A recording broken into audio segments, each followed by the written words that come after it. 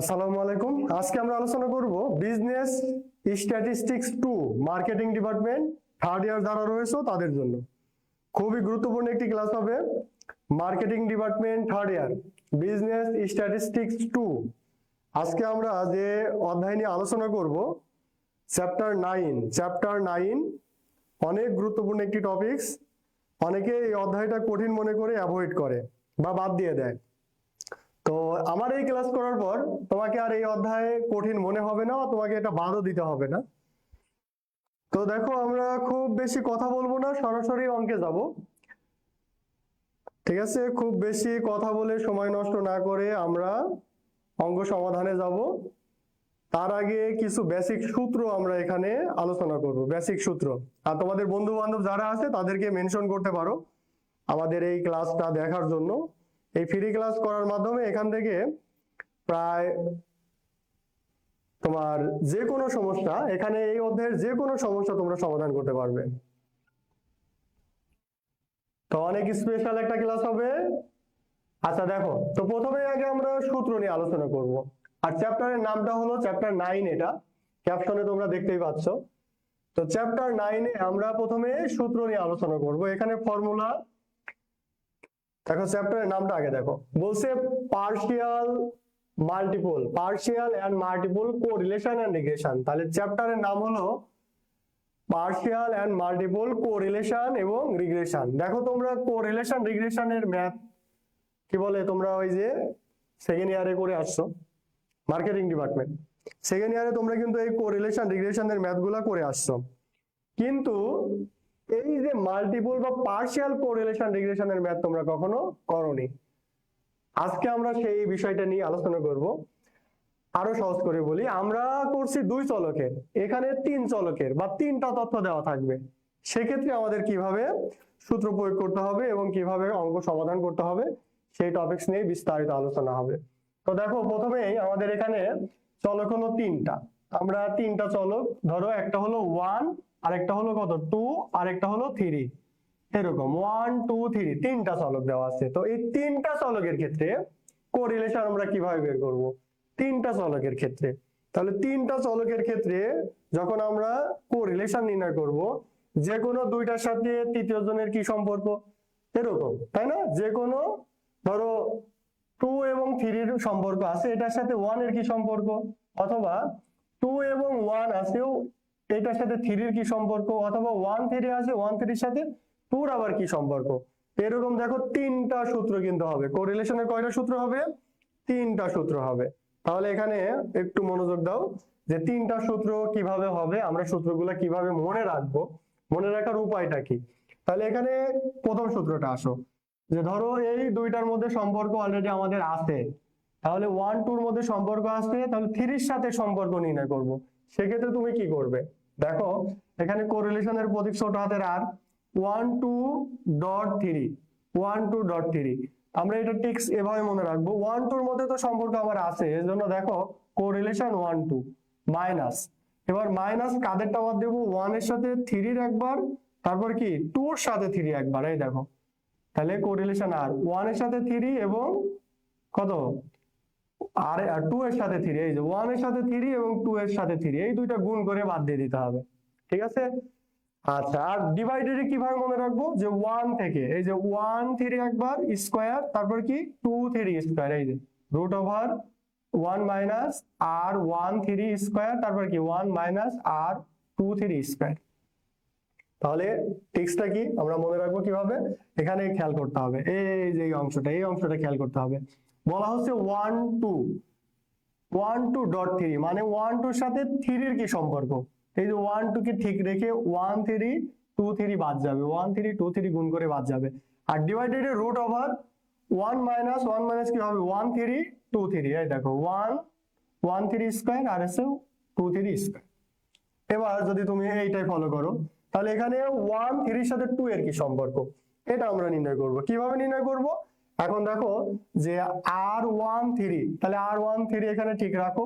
এবার 1 2 এবং 3 2 বাদ যাবে, তো 3 2 না লিখে আমরা 2 3 2টা আগে লিখে আর কি, এই যে r1 2 2 3।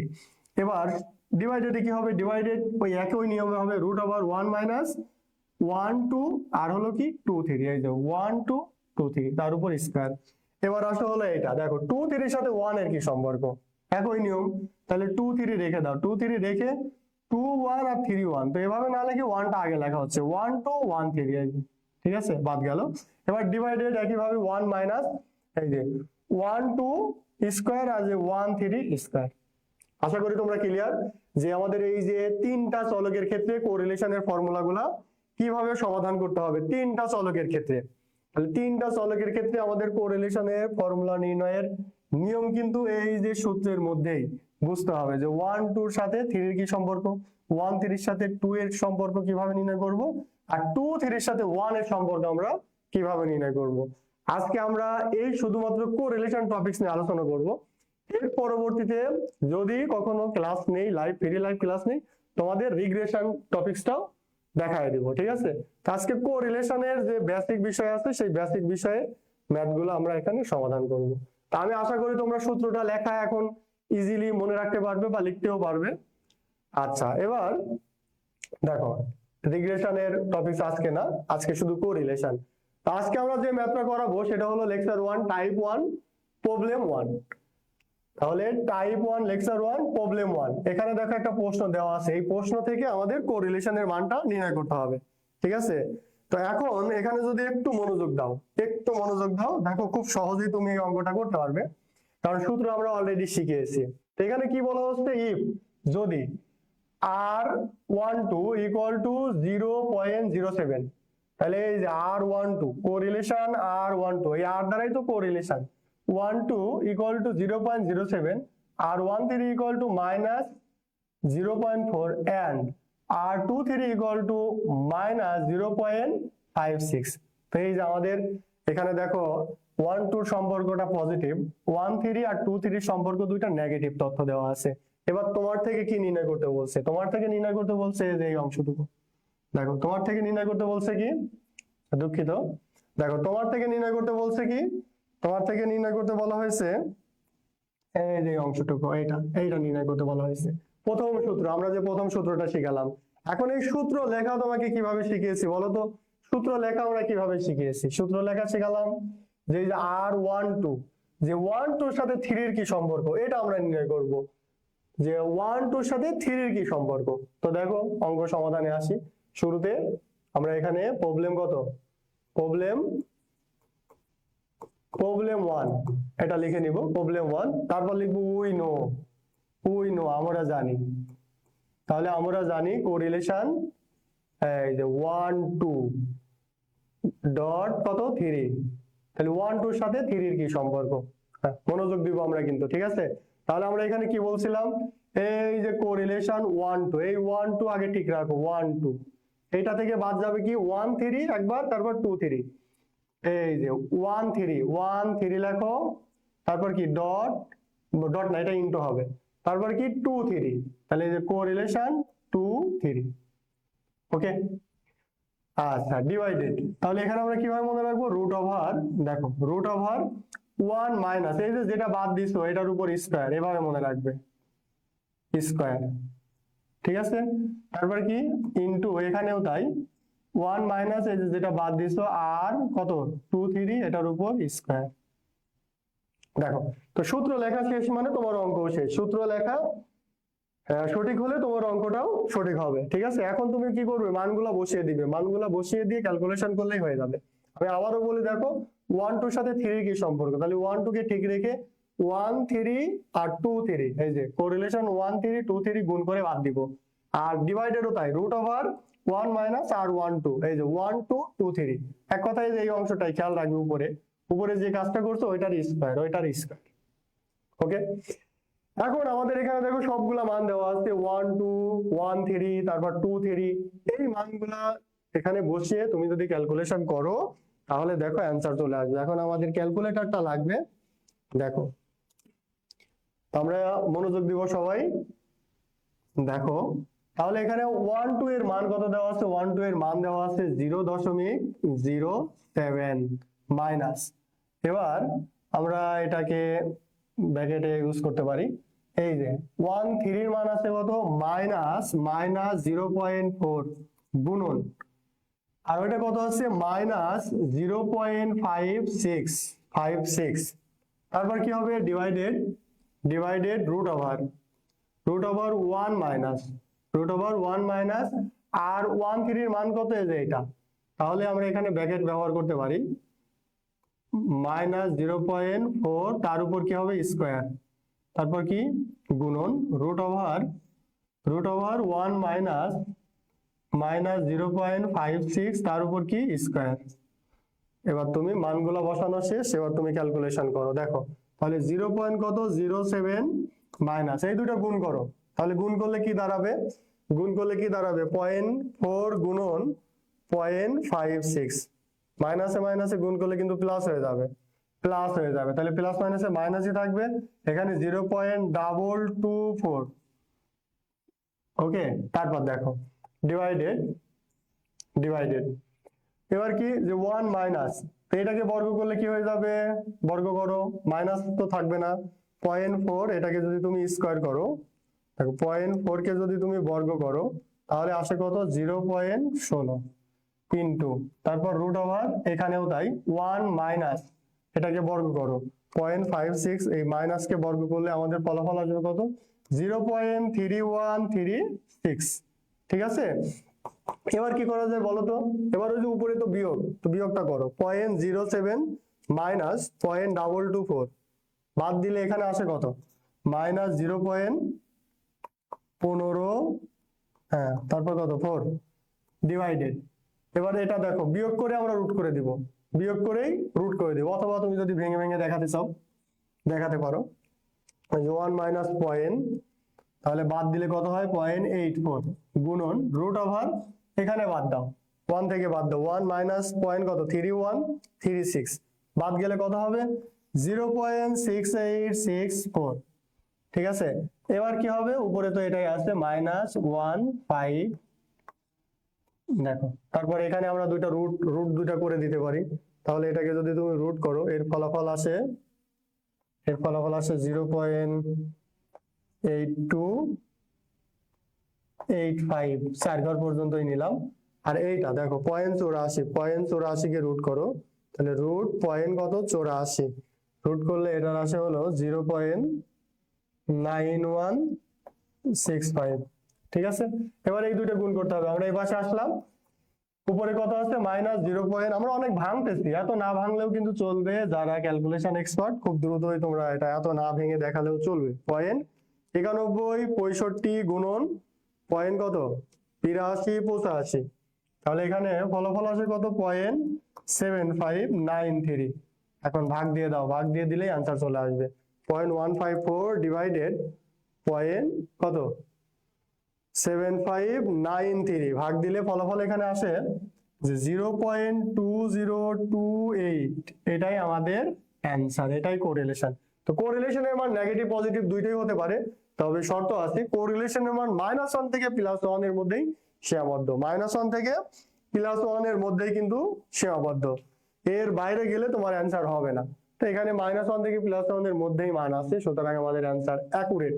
আর যদি দেখো ক্যালকুলেশন করে হচ্ছে না, তাহলে বুঝবে হয় তোমার সূত্রে ভুল, নইলে তোমার ক্যালকুলেশন ভুল, হয় তোমার সূত্র ভুল করা আছে অথবা তোমার কি ক্যালকুলেশন ভুল করা আছে। ঠিক আছে, এখন দেখো যদি না বুঝো কেউ আমাদেরকে বলতে পারো, আমরা আবার লাইনটা রিপিট করব, যদি কেউ বুঝতে না পারো কমেন্ট করতে পারো।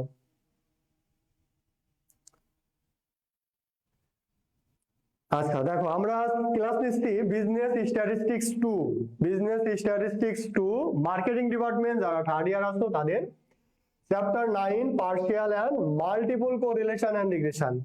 এই টপিকটা তোমাদের জন্য একদমই নতুন, তাছাড়া বাকি টপিকগুলো অনেকটা মিল আছে সেকেন্ড ইয়ার পরিসংখ্যানের সাথে, কিন্তু থার্ড ইয়ার পরিসংখ্যানে এই চ্যাপ্টার 9টা সম্পূর্ণ নতুন। ওকে, তো যাই হোক দেখো আমরা এরপরে আমরা আলোচনায় যাব প্রবলেম 2 নিয়ে, যে প্রবলেম 2 কি বলে। দেখো প্রবলেম 2 কি বলে, আর এই ক্লাসটা তোমরা টাইমলাইনে শেয়ার দিয়ে রেখে দিতে পারো, তোমাদের প্রয়োজনে পরবর্তীতে তোমরা এই ম্যাথটা দেখে কোরিলেশনের যে সমস্যাগুলো আছে সমাধান করতে পারবে, খুব ইজিলি সমাধান করতে পারবে। এখানে টপিকস দুইটা, কোরিলেশন আর রিগ্রেশন। তো সূত্র শেখাটাই হলো আসল কাজ। আমরা কিন্তু শুরু থেকে সূত্র আগে বুঝিয়ে নিয়েছি, তারপর ম্যাথ সমাধান দেখাচ্ছি। দেখো এখানে আবার কি বলে, মনোযোগ দিব। তো এখানে বলছে is the following information correct or consistent, বলছে যে তথ্যটা কি সঠিক, অথবা এটা কি সামঞ্জস্যপূর্ণ কোনো তথ্য, অথবা এটা কি সঠিক তথ্য। দেখো তোমাকে কিন্তু প্রশ্ন করছে, এই যে প্রশ্নবোধক চিহ্ন আছে, বলছে is the following information correct or consistent, বলছে এই তথ্যটা কি, মানে নিম্নের যে তথ্যগুলো আছে এই তথ্যগুলা কি সঠিক বা সামঞ্জস্যপূর্ণ কি না। এখানে যে তথ্য আছে এটা সঠিক বা সামঞ্জস্যপূর্ণ কি না। তো এইটা জানার জন্য তোমাকে কি করতে হবে, কোরিলেশন বের করতে হবে। যদি পজিটিভ হয় তাহলে আমরা বলবো তথ্যটা কি পজিটিভ বা নেগেটিভ যাই হোক, +1 থেকে -1 এর মধ্যে যদি হয় তাহলে আমরা বলবো তথ্য সঠিক। আর যদি দেখা যায় +1 থেকে -1 এর মধ্যে না থেকে বাইরের মান আসছে, তাহলে আমরা বলবো এই তথ্যটা কি ভুল। কথা কি বুঝে আসছে? আমাদের এখানে কিন্তু সরাসরি বলেনি যে তুমি কোরিলেশনে নির্ণয় করো, তোমাকে কিন্তু এখানে বলা হচ্ছে যে তথ্যটা সঠিক বা সামঞ্জস্যপূর্ণ কি না। তাহলে এই যে তথ্য সঠিক বা সামঞ্জস্যপূর্ণ কি না, এটা নির্ণয়ের জন্য আমাদের কি করতে হবে, কোরিলেশন নির্ণয় করতে হবে। এখন এটা কোরিলেশন হবে তুমি বুঝবে কিভাবে, এই দেখো কোরিলেশনের মান দেওয়া আছে, ছোট হাতের আর 1 2, ছোট হাতের আর এই যে 1 3 2 3। তো এই ধরনের তথ্য তো কোরিলেশন ছাড়া নাই, সুতরাং এই অঙ্কটা কোরিলেশনের সাহায্যেই সমাধান করতে হবে। এখন দেখো তাহলে আমরা সমাধানের শুরুতেই প্রবলেম কত, প্রবলেম 2 এটা লিখে নিবে। তারপর আমরা জানি উই নো, আমরা জানি। এখন আমরা কি জানি, আচ্ছা একটু মনোযোগ দিও। আমরা কিন্তু তিনটা সূত্র জানি, এখানে তিনটা সূত্র জানি। তো তিনটাই কি করতে হবে, প্রশ্ন তো এরকম হতে পারে যে তুমি কি তিনটা সূত্রই আমরা কি করব, তোমার তিনটা সূত্র করতে হবে না, যে কোনো একটা সূত্র করলেই তুমি বুঝতে পারবে যে তোমার এই ম্যাথটা সামঞ্জস্যপূর্ণ কি না। দেখো এখানে তিনটা সূত্রের যে কোনো একটা করবে। আমরা এখানে এই সূত্রগুলা কি বলছি যে আর 1 2 3 এর সাথে সম্পর্ক হতে পারে, তারপর আর 2 3 1 এর সাথে সম্পর্ক হতে পারে, তারপর আমরা কি বলছি আর আর কি 1 3 2 এর সাথে সম্পর্ক হতে পারে, তাই না। এই তিনটা সূত্রের যে কোনো একটা সূত্র, তিনটা সূত্রের যে কোনো একটা সূত্র দিয়েই তুমি এই অঙ্কটা প্রমাণ করতে পারো। আচ্ছা তাহলে এখন আমরা ধরো প্রথম সূত্রটাই নিলাম, আমরা প্রথম সূত্রটাই নিলাম। তাহলে আমরা জানি আর 1 2। আবার যদি কেউ মনে করো যে আমি তিনটাই করে দেখাবো, হ্যাঁ দেখাতে পারো, কোনো সমস্যা নাই, কিন্তু মার্ক কিন্তু বেশি দেবে না, মার্ক ওই একই, এটা 4 মার্ক বা 5 মার্ক যাই দিক সেই মার্কই থাকবে। সুতরাং বেশি করার কোনো প্রয়োজন নাই, যতটুকু দরকার ততটুকু করলেই হবে। এখন দেখো তাহলে সূত্রটা কি, আমরা কি বলছি বলতো, এই যে আর 1 2 1 2 এটা থেকে বাদ দিব কি 1 3, এই যে আর 1 3 গুণন, ইনটু না লিখে গুণন চিহ্নই দিয়ে দিলাম। তারপর কি আর 1 3 আছে, তারপর কি আর 2 3, এই যে আর 2 3 2 3 ডিভাইডেড, তারপর কি হবে বলো তো √1 মাইনাস। এবারে এই যে দুইটা আমরা গুণ করে বাদ দিচ্ছি এই দুইটারই, এই যে 1 থেকে প্রথমটা লেখো যে আর 1 3, তার উপর কি হবে স্কয়ার গুণন, তারপর কি 1 মাইনাস আর 2 3, তার উপর হবে কি স্কয়ার। আচ্ছা এবার আমরা কি করব, এবার আমরা মানগুলা বসিয়ে দিব। দেখো সবগুলা মান তোমার এখানে দেওয়া আছে, তো মানগুলো বসিয়ে দাও। তাহলে এখানে কত 0.07 মাইনাস আর 1 3 এর মান কত আছে -0.06, তারপর কি গুণন 0.09। আচ্ছা এবার কি হবে বলো, এবার মানগুলা এখানেও বসিয়ে দাও। 1 মাইনাস, এটা তো মাইনাসের মান 1 3, তাহলে -0.06 তার উপর কি স্কয়ার গুণন √1 মাইনাস 0.09 তার উপর কি হবে স্কয়ার। ঠিক আছে। আচ্ছা দেখো তো এখন পর্যন্ত কারো কোনো সমস্যা থাকার কথা না, আমরা শুধু সূত্র লিখছি এবং মানগুলা বসিয়ে দিয়েছি। এরপর আমরা কি করব, এরপর আমরা হলো শুধু ক্যালকুলেশন করব। এখন ক্যালকুলেটর দিয়ে তুমি তোমার মতো করে ক্যালকুলেশন করবে। দেখো তাহলে এখানে কত হয় 0.07 মাইনাস এই দুটো গুণ করো, তাহলে গুণ করলে কি হবে 0.06 গুণন 0.09। আচ্ছা এটা কি 09 ছিল না শুধু 9 ছিল, শুধু 9, আমরা ভুলে 09 এখানে লিখে ফেলছি। দেখো এটা আগে সংশোধন করি।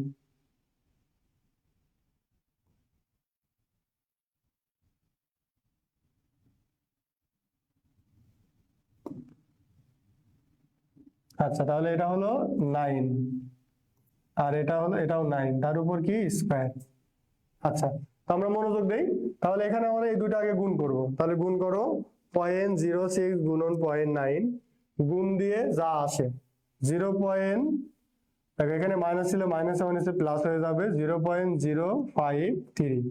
তারপর কি ডিভাইডেড রুট ওভার, তাহলে 1 মাইনাস এখানে বর্গ করো, বর্গ করলে কত হবে 0.06, তার উপর কি স্কয়ার, স্কয়ার করলে মাইনাস কিন্তু প্লাস হয়ে যাবে, তাহলে -0.0036 গুণন রুট ওভার, এখানে কি হবে 1 মাইনাস 0.9, তার উপর স্কয়ার করো 81, 0.81, ঠিক আছে 0.81। এবার কি হবে বলো তো, উপরে এটা যোগ হবে, যোগ করো 0.07 প্লাস 0.053, যোগ করলে আমাদের ফলাফল আসে কত 0.123 ডিভাইডেড। এবার এটা বিয়োগ দিয়ে রুট করে দেবো, একবারেই করে দিব, ঠিক আছে। তাহলে এখানে কি 1 মাইনাস 0.0036 বিয়োগ দিলাম, তারপর রুট করে দাও, রুট করলাম, রুট করলে এখানে ফলাফল আসে 0.9982 গুণন, এখানে কাজ করো, দেখো 1 মাইনাস 0.81 বাদ দাও, বাদ দিয়ে তার উপর রুট করে দাও, তাহলে রুট করে দিলে এখানে আসে হলো 0.4359 লেখা যায়, এইটা আছে তারপর 9 লেখা যায়। এবার আমরা কি করতে পারি 0.123 ডিভাইডেড, এই দুটো গুণ করে দাও, তাহলে কত 0.9982 গুণন 0.4359, গুণ করলে এখানে কত আসে 0.43। আচ্ছা, আমরা আবার একটা গুণটা দিয়ে দেখি 0.9982 গুণন 0.4359, গুণ দিলে এখানে আসে 51। এবার যদি আমরা এটা ভাগ দিই, ভাগ দিলে ফলাফল কি হবে একটু দেখো তো, ভাগ দিলে ফলাফল কি হবে 0.123 ডিভাইডেড 0.4351, ভাগ দিলে এখানে আসে, দেখো ভাগ দিলে এখানে কত আসে 0.2827 লেখা যায়,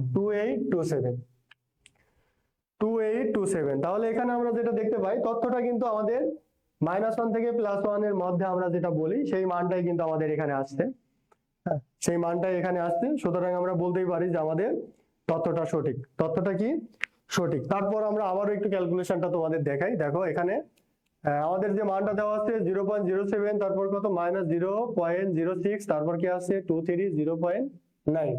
এবার আমরা এখানে শুধু দেখে দেখে মানগুলো বসানো হয়েছে 07, তারপর কি এই যে -0.6 গুণন 0.9। তো দেখো আমরা আবার একটু ক্যালকুলেশনটা দেখি, কনফিউশন দূর করি, কারণ এখানে একবার আমরা মুছে ফেলেছিলাম। তাহলে 0.06 গুণন 0.9 গুণ দিলে যেটা হয় 0.54 বা 53, যেটাই আসুক। আচ্ছা, এবার এটা যদি আমরা এখানে মাইনাস ছিল, মাইনাসে মাইনাসে প্লাস 0.007 যোগ দিলে আমাদের ফলাফল আসে 0.123।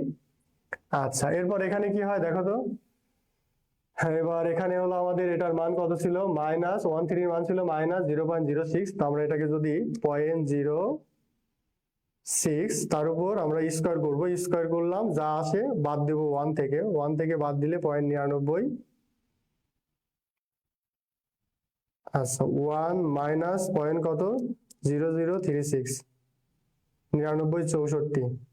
আমরা কি এই বিয়োগটা ভুল করছি নাকি, 9982 লিখছি, 9964। আচ্ছা, ওইটা দেখি তো, তো দ্রুত করা হয়েছে তো, এই কারণে হয়তো আমাদের বিয়োগটা ভুল হতে পারে। 81 বাদ দিলে 0.19, ও আমরা তো এটা রুট করে গিয়েছি তাই না, তাহলে ঠিক আছে 4359, আর এখানে আমরা যদি রুট করি, এটা হলো তোমার 0.9964, এটাকে রুট করলে 9964, 9982, ঠিক আছে। এবার আমরা যদি দুটো গুণ দিই 0.9982 গুণ করো, গুণ 0.4359 গুণ দিলে 0.4351। এবার 1 2 3 কে আমরা এটা যদি ভাগ দেই 1 2 3, এই গুণটা দেখি তো 0.06 গুণন 0.9, এইখানে শুধু 4 হবে, হ্যাঁ সব ঠিক আছে, এখানে শুধু 4 হবে।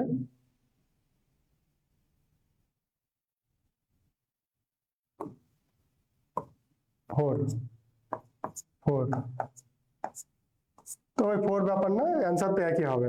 তাহলে 0.124 ডিভাইডেড কত, 0.4351।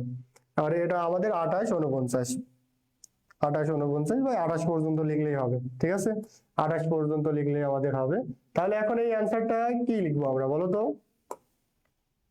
আমাদের এখানে বলছিল তথ্যটা সামঞ্জস্যপূর্ণ কিনা। তাহলে এখানে আমরা কি দেখতে পাই, আমাদের এই তথ্যটা সামঞ্জস্যপূর্ণ, যেহেতু +1 থেকে -1 এর মধ্যেই মানগুলো রয়েছে, +1 থেকে -1 এর মধ্যেই মান রয়েছে, সুতরাং আমরা এখানে কি বলতে পারি, আমাদের এই তথ্যগুলো হলো সামঞ্জস্যপূর্ণ। এই যে তুমি এভাবে লিখে দিতে পারো, সুতরাং the information is correct।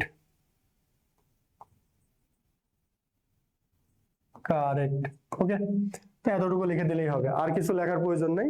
তো এই ছিল আমাদের আজকের ক্লাস, আজকের ফ্রি ক্লাস। এই ক্লাসটা করার পর এরপর তোমরা এখানে যে কোরিলেশনের যে ম্যাথগুলো রয়েছে তোমরা এখন খুব সহজেই সমাধান করতে পারবে। বিশেষ করে এখানে সূত্রটা শেখাটাই হলো মেইন। সূত্রটা যদি তুমি বুঝতে পারো তাহলে এখানকার যে ম্যাথগুলো আছে খুব সহজেই তুমি সমাধান করতে পারবে ইনশাআল্লাহ। তা যাই হোক, আজকের মতো এই পর্যন্তই, দেখা হবে পরবর্তী কোনো ক্লাসে। ধন্যবাদ সবাইকে।